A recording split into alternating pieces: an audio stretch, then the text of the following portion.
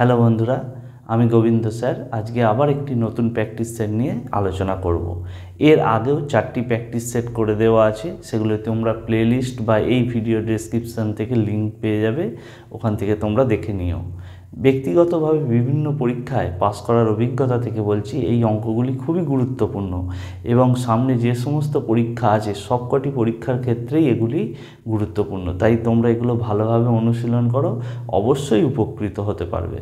শুরু করা যাক আজকের প্র্যাকটিস সেট। দেখো প্রথম অঙ্কটি কি দেওয়া আছে। যদি কোনো আসল চক্রবৃদ্ধি হার সুদে 2 বছরের সুদে আসলে 4 গুণ হয়, তবে বার্ষিক সুদের হার কত? এখানে সুদের হার বার করতে বলেছে। সরল সুদ ও চক্রবৃদ্ধি সুদের অঙ্ক সমস্ত পরীক্ষাতেই এসে থাকে। চক্রবৃদ্ধি সুদের অঙ্ক করতে গেলে আমাদের যে ফর্মুলাটা কাজে লাগাতে হবে তা হলো P × 1 + R/100 হোল টি। P মানে আসল, R মানে সুদের হার, আর টিটা হলো সময়। আসল যেহেতু দেওয়া নেই তাই আমরা 100 আসল ধরে নেব। সুদে আসলে 4 গুণ হয়েছে, মানে 400 টাকা হয়ে গেল। 100 টাকা আসল ধরেছি বলে 4 গুণে 400 টাকা হয়েছে। এবার আমরা ফর্মুলাটা ব্যবহার করব। P মানে এখানে 100 আর T মানে 2 বছর। আর এর মানটা আমাদের বার করতে হবে। 100টি এখানে গুণে আছে, তাহলে সমানের ওদিকে আমরা নিয়ে গেলে ওটা বাই 100 হয়ে যাবে। কাটাকাটি করলে 4 পাবো। 1 + R/100 হোল 2 সমান 4টা কি 2 স্কোয়ার, তাহলে উভয় দিকে স্কোয়ার কেটে গেল। এরপরে 100 লসাগু করলে আমরা পাবো 100 + R/100 সমান 2। পরের লাইনে 100টা যেটা ভাগে ছিল ওটা গুণে হয়ে যাবে, মানে 200 হয়ে গেল। আর সমান 100টা আবার বিয়োগ হবে, 200 বিয়োগ 100 সমান 100%। তাহলে সুদের হার কত ছিল? 100%। অপশান বি সঠিক উত্তর হলো। দ্বিতীয় অঙ্কটি কী দেওয়া আছে দেখো। এ একটি কাজের হাফ অংশ 5 দিনে এবং বি ওই কাজের 1/3 অংশ 4 দিনে করতে পারে। এ ও বি একত্রে সম্পূর্ণ কাজটি করতে কত সময় নেবে? এ হাফ অংশ যেখানে 5 দিনে করে, আমরা সবসময় এক অংশ করতে কত সময় লাগবে বার করে নেব। 5 গুণিতক হাফটা উল্টে দিলেই 2/1 গুণ করলে 10 দিনে। এ তাহলে সমস্ত কাজটা 10 দিনে করবে। একইভাবে বি এক অংশ কত করবে? 4কে 3 দিয়ে গুণ করে দেবো, 12 দিনে। তাহলে 10 দিন আর 12 দিন আমরা পেয়ে গেলাম। এবার সোজা নিয়মে কিভাবে করব না, এ গুণিতক B by A plus B মানগুলো বসালে 10 গুণিতক 12, নিচে 10 যুক্ত 12, তাহলে হয়ে যাবে নিচে 22। কাটাকাটি করলে আমরা পেয়ে যাব 60-এর 11। এটা যেহেতু অপ্রকৃত ভগ্নাংশ আছে, এটাকে আমরা মিশ্র করে নেব। 5 × 5-11 দিনে। অপশান ডি সঠিক উত্তর হয়ে গেল। পরের অঙ্কটি খুবই সোজা অঙ্ক। 1 ঘন্টার কত শতাংশ 1 মিনিট 48 সেকেন্ড? প্রথমে আমরা 1 ঘন্টা সমান কত সেকেন্ড সেটা লিখব। আমরা জানি 3600 সেকেন্ড। আর 1 মিনিট 48 সেকেন্ড মানে 1 মিনিট মানে 60, তার সাথে 48 যোগ করলে 108 সেকেন্ড। 3600 সেকেন্ড মানেই হলো 100%। তাহলে আমরা লিখতে পারি 100 × 108/3600।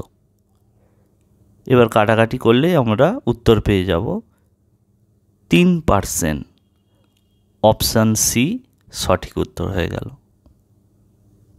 নেক্সট অঙ্ক দেখো।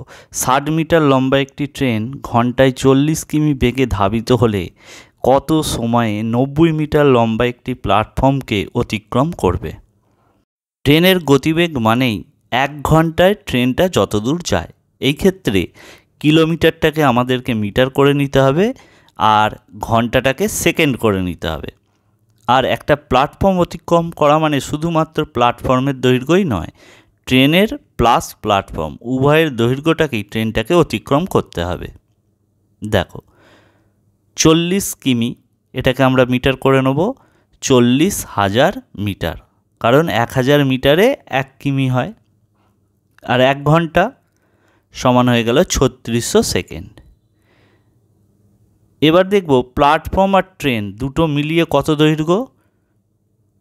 ট্রেনটা ছিল 60 আর প্ল্যাটফর্ম ছিল 90, তাহলে মোট অতিক্রম করতে হবে 150 মিটার।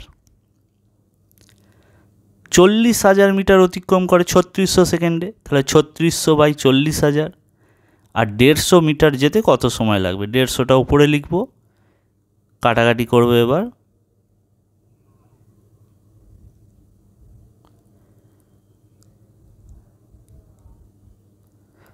কত পেলাম, 27/2 সেকেন্ড, তার মানেই 13.5 সেকেন্ড, 13.5 সেকেন্ডের প্ল্যাটফর্মটা অতিক্রম করবে। অপশান বি সঠিক উত্তর হলো।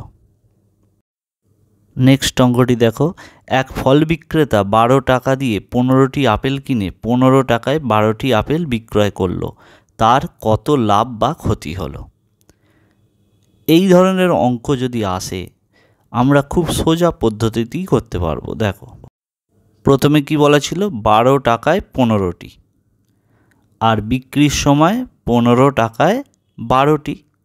এবার আমরা কোনাকুনি গুণ করে নেব, 12-র সাথে 12 আর 15-র সাথে 15, গুণ করলে কত হবে 144, আর 15 গুণ করলে 225।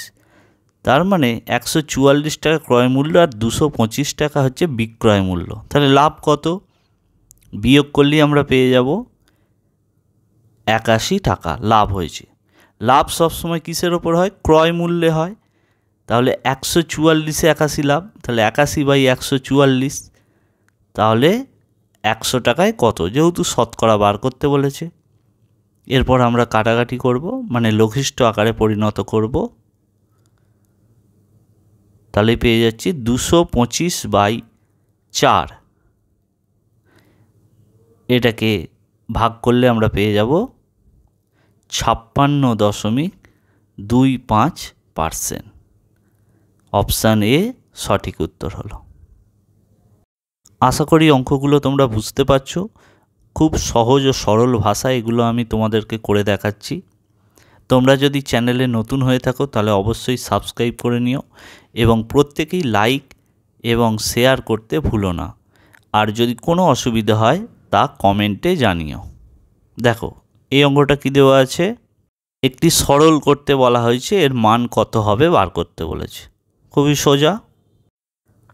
প্রথমে যেটা দেওয়া ছিল 3034 বিয়োগ, এবার ব্র্যাকেটের কাজটা আগে করতে হয়, ভাগ মানে আমরা কি বাই দিয়ে লিখতে পারি 20.04, দুটোর পর দশমিক আছে, উঠে গেলে ওপরে একের গায়ে দুটো শূন্য হবে।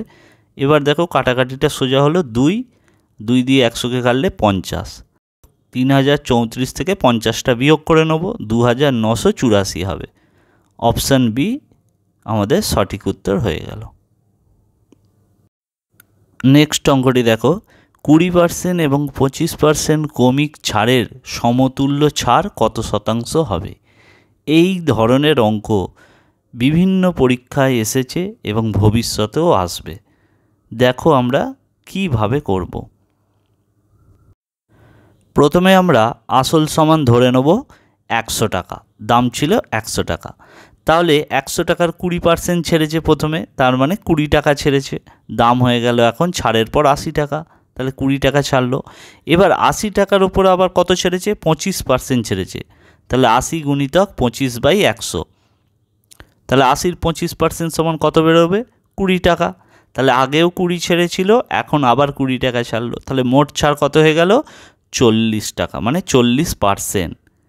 অপশান বি আমাদের সঠিক উত্তর হলো। এটা একটা পদ্ধতি। আরেকটা পদ্ধতিতেও করা যায়, সেটা হলো চক্রবৃদ্ধি সুদ আমরা যেভাবে বার করি সেইভাবে। আসল সমান কত 100 গুণিতক কত ছেড়েছে প্রথমে 20%, তার মানে 80/100, আর পরে 25% মানে 75/100।